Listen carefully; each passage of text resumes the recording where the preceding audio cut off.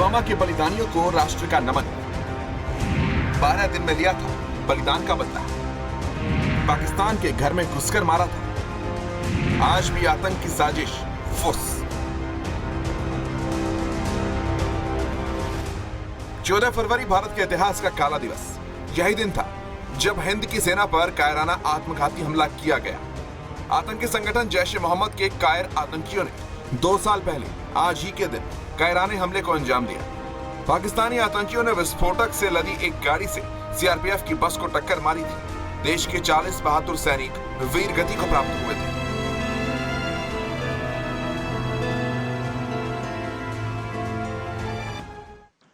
No Indian can forget this day. 2 years ago, the Pulwama attack happened. We pay homage to all the martyrs we lost in that attack. We are proud of our security forces. Their bravery will continue to inspire generations. हमला हुआ, हिंद के जवान बलिदान हुए। उनके ताबूत Palam airport पर रखे थे।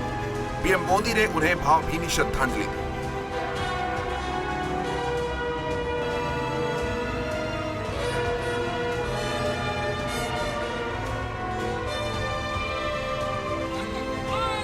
इसके बाद हिंदुस्तान की हर गली, हर सड़क पर, हर चौराहे पर, हर शहर में, हर गांव में लोग सड़कों पर निकल पड़े। लोग निकले कि हमें बदला चाहिए, कि हमें आतंकियों की लाशें देखनी है।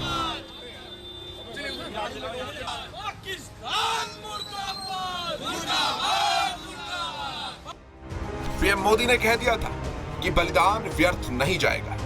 और फिर आतंकी हमले के 13वें दिन भारत ने अपना पराक्रम दिखाया।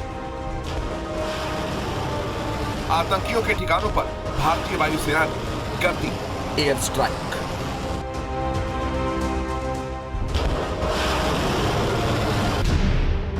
एयर स्ट्राइक के प्लान पर काम हुआ। कुछ साल पहले उन्हीं हमले के बाद भारत ने सर्जिकल स्ट्राइक की थी। इस बार भारत ने एयर स्ट्राइक का प्लान बनाया। पीएम मोदी ने पूरी योजना की जिम्मेदारी एनएसए अजीत डोभाल को दी। डोभाल के साथ उस समय के वायुसेना के प्रमुख बीएस धनोआ ने ब्लूप्रिंट तैयार किया। तय किया गया कि बालाकोट स्थित जैश के आतंकी ठिकानों को निशाना बनाया जाएगा।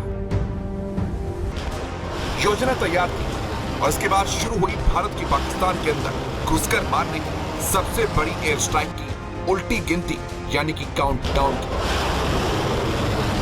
भारत ने तय कर लिया था कि पाकिस्तान को किस जगह पर निशाना बनाना है। एजेंसियों ने इनपुट निकालना शुरू कर दिया। आर्मी अलर्ट पर थी।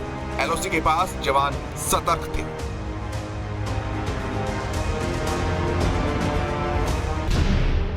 वायुसेना ने निभाया अहम रोल। एयर स्ट्राइक के लिए भारतीय वायुसेना ने मिराज 2000 विमानों को चुना। 2 दिन पहले तय हुआ कि मिराज 2000 के साथ AWACS को भी तैनात किया जाएगा। इन्हें ग्वालियर बेस पर तैनात किया गया। आगरा बेस भी अलर्ट पर था। एयर स्ट्राइक से 1 दिन पहले ऑपरेशन में शामिल सभी लोगों के फोन बंद कर दिए गए। पीएम मोदी, एनएसए अजीत डोभाल और वायुसेना प्रमुख को हर खबर की जानकारी दी जा रही थी। 26 फरवरी 2019 की रात मिराज 2000 विमान ने ग्वालियर एयरबेस से उड़ान भरी। मिराज 2000 विमान सुबह 3 बजे पाकिस्तानी सीमा में घुसे और बालाकोट में जैश के आतंकी ठिकानों पर जोरदार बमबारी हुई। आतंकी शिविर तबाह हो गया। सैकड़ों आतंकी ढेर हो गए। आज जब पुलवामा हमले की दूसरी बरसी है, आज जम्मू बस स्टैंड से 7 किलो विस्फोटक बरामद किया गया।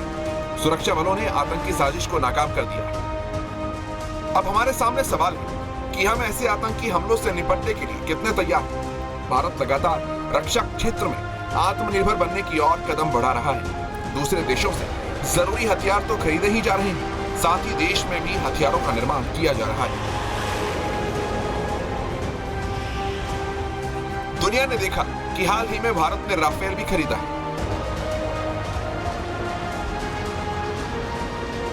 तो वहीं आज पीएम मोदी ने भारतीय सेना को अर्जुन टैंक सौंपे हैं।